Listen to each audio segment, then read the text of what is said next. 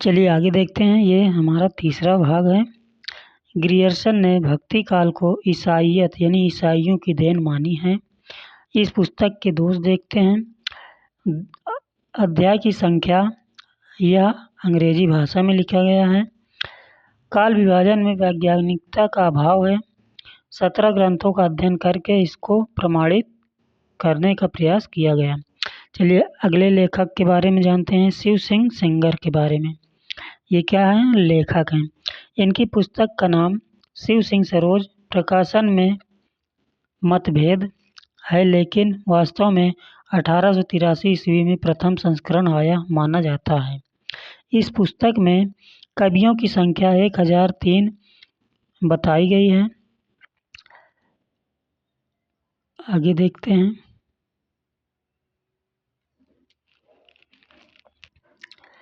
केवल कवि का जन्म, मृत्यु तथा रचना ही बताया गया है।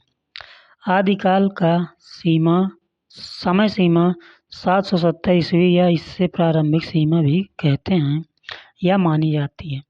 इन्होंने पुण्य को हिंदी का प्रथम कवि माना है। पुण्य और पुष्यांत ये तीनों नाम एक ही व्यक्ति का नाम है। ठीक है। हिंदी में लिखा गया पहला हिंदी साहित्य का इतिहास। इसके दोष देखते हैं। गारसा दत्तासी ने जैसे लिखा वैसे ही शिव सिंह सेंगर ने भी अपनी रचना में वर्णाक्रम अनुसार लिखा। दूसरा है, रामचंद्र शुक्ल ने इनके ग्रंथ को केवल बृहत संग्रह कहा है। चलिए अब देखते हैं। मिश्र बंधु, इनकी लेखन शैली कालक्रमानुसार।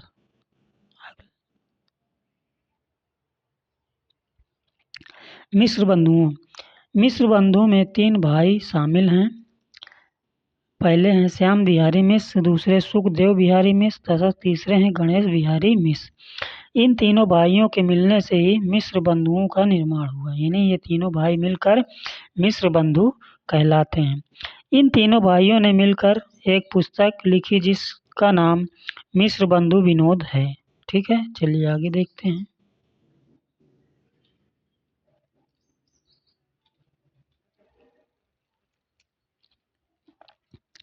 इस पुस्तक में 4951 कवियों का वर्णन मिलता है। लगभग 5000 कवि माना जाता है, लेकिन 4951 ही सामने आए हैं या माने जाते हैं।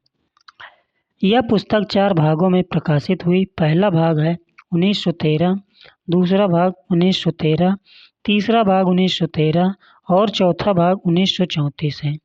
इसको याद करने का ट्रिक है 3, 13, चौथा 34, यानी 3 भाग सन 1913 में वो प्रकाशित हुआ और चौथा भाग 1934 में, इसलिए इसे 3, 13, चौथा 34 करके याद करने का प्रयास किया जाता है।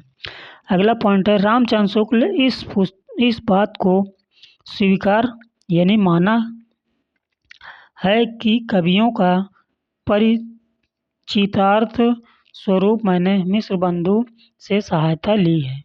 यानी रामचंद्र शुक्ल ने मिश्र बंधु विनोद से सहायता ली है हिंदी साहित्य का लिखने के लिए। रामचंद्र शुक्ल ने मिश्र बंधु विनोद को पांडित्यपूर्ण वृत्त संग्रह नाम दिया। आगे देखते हैं।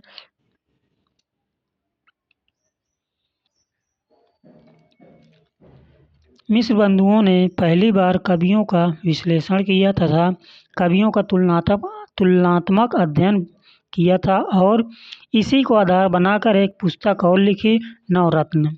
इन नवरत्न में 9 कवि माने गए हैं। इन कवियों के नाम क्रमशः कबीरदास, तुलसीदास, सूरदास, केशवदास, देव, मतीराम भूषण, भारतेंदु हरिश्चंद्र, चंद्रवरदाई और सूरदास। मतीराम और भूषण इनको त्रिपाठी बंधु भी कहते हैं। आगे देखते हैं। मिश्र बंधुओं के द्वारा लिखी गई पुस्तक मिश्र बंधु विनोद है। इसे 5 भागों में बांटा गया है। देखते हैं ये 5 भाग कौन कौन से हैं। मिस्र बंधु विनोद यानी ये पुस्तक का नाम है। इसका इस इसके भाग हैं। पहला भाग है आरंभिक काल 700 से लेकर 1444 तक।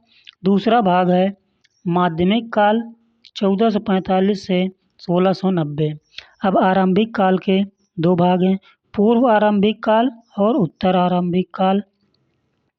पूर्व आरंभिक काल का समय है 700 से लेकर 1342 और उत्तर आरंभिक काल का है समय काल है 1343 से 1444 ईस्वी। इसका देखते हैं माध्यमिक काल का भी 2 भाग है। पूर्व माध्यमिक काल, इसका समय काल है 1445 से 1560 और इसका दूसरा भाग है प्रौढ़ उत्तर माध्यमिक काल। इसका समय काल है 1560 से लेकर 1680। आगे भाग देखते हैं। तीसरा काल है अलंकृत काल 1681 से 1889 ईस्वी तक। इसको भी 2 भागों में बांटा गया है।